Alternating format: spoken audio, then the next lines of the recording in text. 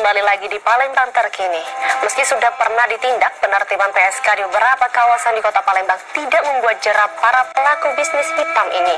Beberapa pelaku justru masih di bawah umur dan menjadi korban perdagangan perempuan.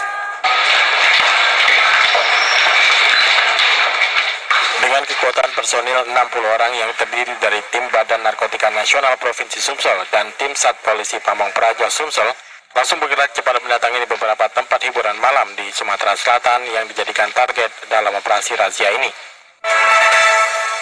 Ya pemirsa, dan untuk hari ini kita telah menghadirkan salah satu korban dari perdagangan perempuan. Halo, selamat siang Mbak. Selamat siang Mbak Ranti. Ya, dengan Mbak siapa Mbak? Nama aku Michelle. Ya, Mbak, bisa Mbak ceritakan langsung kronologi dari kejadian tersebut, Mbak? Aku nggak kuasa Mbak mau menceritakannya.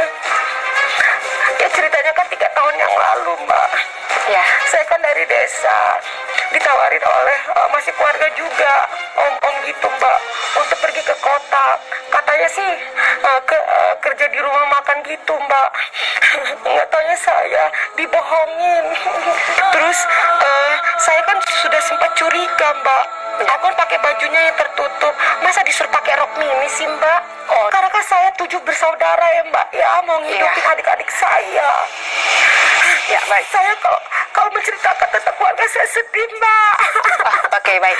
Terus ya Mbak ya, sabar Pak. Ya. Karena pada waktu itu kan karena saya sudah terjebak, itu awalnya kan nganterin makanan. Iya. Di belakang rumah makan itu nggak taunya warung remang-remang Mbak.